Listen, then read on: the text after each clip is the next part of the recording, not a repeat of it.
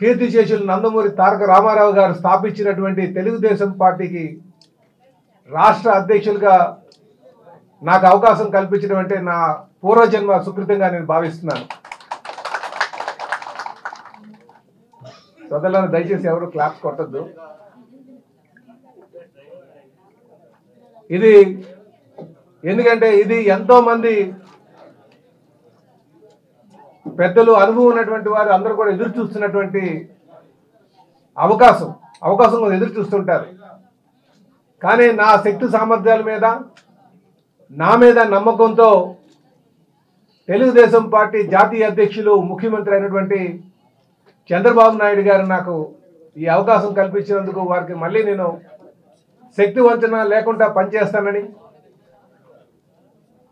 వారికి ఈ సందర్భంగా నేను ప్రత్యేకంగా ధన్యవాదాలు కూడా తెలియజేసుకుంటున్నా. అలాగే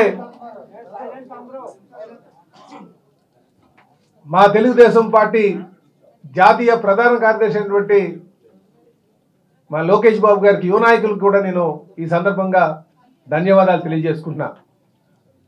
ఎందుకంటే పార్టీలో కాలానికి అనుగుణంగా నిర్ణయాలు తీసుకోవాలి, యువ నాయకత్వాన్ని ప్రోత్సహించాలి,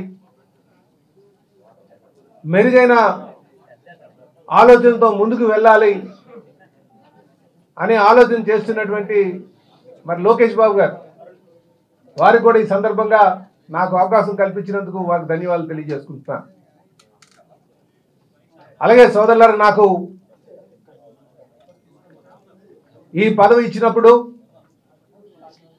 మా తెలుగుదేశం పార్టీ జాతీయ అధ్యక్షులు ముఖ్యమంత్రి గారు ఒక మాట చెప్పారు. పార్టీ క్యాడర్ని ప్రభుత్వాన్ని రెండింటినీ కూడా సమన్వయం చేసుకుంటూ ఒక వారధిలాగా ముందుకు వెళ్ళాలని. ఎందుకంటే పార్టీ అధికారం తేడం కోసం 5 సంవత్సరాలు అహర్నిశలో కష్టపడినటువంటి కార్యకర్తలకు వారికి సముచిత స్థానం కల్పించాలి. ఎందుకంటే అధికారం తేడం కోసం వాళ్ళు ఎంత శ్రమించినా కొన్ని అనుభవాలతో గత అనుభవాలతో అధికారంకి వచ్చిన తర్వాత క్యాడర్ పార్టీకి దూరం అవుతుందనే ఆలోచన మరి కలిగించినటువంటి సందర్భంలో రాబోయే రోజుల్లో ప్రభుత్వాన్ని కార్యకర్తల్ని సమన్వయం చేసుకుంటూ వారికి ప్రభుత్వంలో ఈ నామినేటెడ్ పదవుల ద్వారా సముచిత స్థానం కల్పించి ముందుకు వెళ్ళాలి, అందుకు వారధిగా ఉండాలని చెప్పేసి వారు చెప్పడం జరిగింది.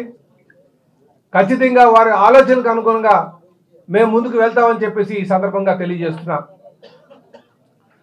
అలాగే వీటితో పాటు మా మిత్రపక్షాలైనటువంటి జనసేన, బీజేపీ నాయకుల్ని కార్యకర్తలను కూడా సమన్వయం చేసుకోవాలి. ఎందుకంటే రేపు ప్రభుత్వంలో వారు ఉన్నారు కనుక రేపు ఏ నిర్ణయాలు తీసుకున్నా సరే వారిని కూడా మా కార్యకర్తలతోనే సమానంగా చూసి వారికి సముచిత స్థానం కల్పించడానికి కూడా ఒక వారధిలాగా నేను ఉంటానని చెప్పి శక్తి వంచన లేకుండా నేను కృషి చేస్తానని కూడా ఈ సందర్భంగా తెలియజేస్తున్నాను.